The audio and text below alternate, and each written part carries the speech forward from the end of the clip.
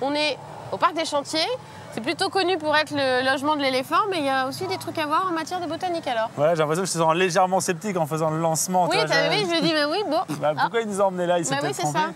ça. Parce qu'il y a un jardin qui a été conçu, qui a été dessiné par Alexandre Chemetov. Et ici, donc, il a fait le maximum avec ce qui préexistait. Donc la majorité des sols, des dalles de roulement, tout ça, sont des choses qui existaient avant et qui servaient pour lancer les bateaux.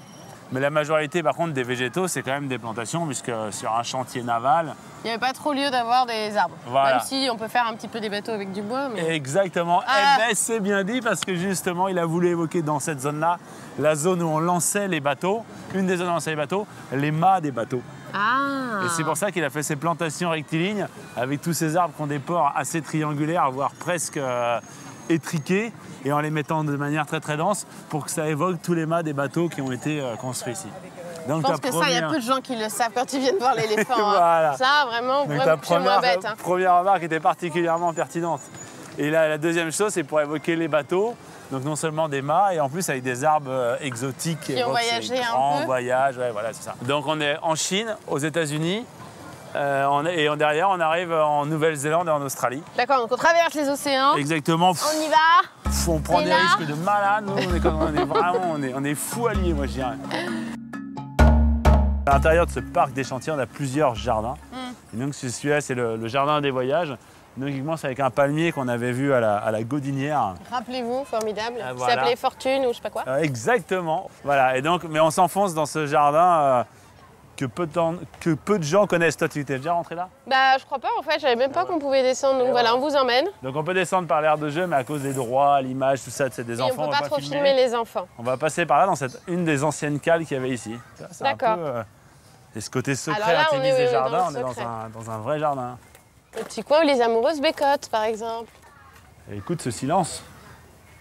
Et des plantes plus naturelles, entre guillemets, la reine des prés. Ah ouais. Et donc la reine des prés, c'est elle qui servait Moi, je avant. connaissais la belle des champs. Ah, ça c'est Belle la des reine. champs. D'accord. Voilà, pardon. Et la reine des prés, on l'appelle ainsi notamment parce qu'elle sert à faire un médicament. Dedans, il y a de l'acide salicylique. Ouais. C'est la même chose que l'aspirine. Enfin, l'aspirine, c'est l'acide acétylsalicylique.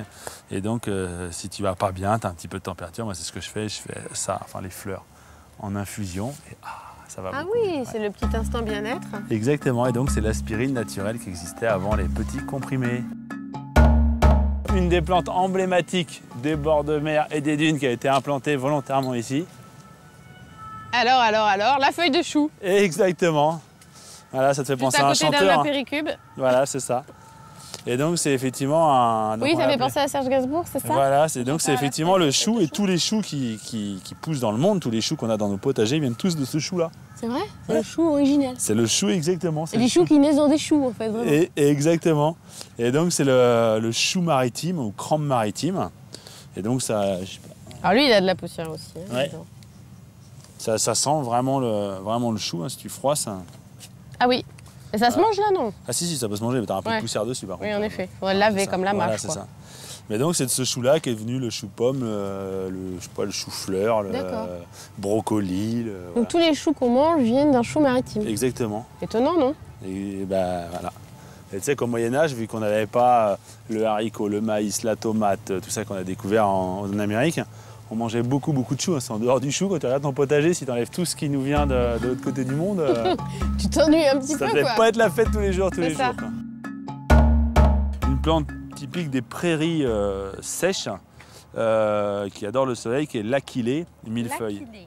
Achillée. À ton avis, ça s'écrit comment au début? Bah, comme Achille, non? Et voilà, et donc c'est la plante. Du talon d'Achille. Exactement, mais toi, il n'y a plus vraiment de terme. Même quand tu ne sais pas, tu devines. Ouais, c'est ça. C'est le génie à l'état pur, quoi. Et flatteur. Exactement. C'est la plante dont Achille s'est servi pour soigner son talon.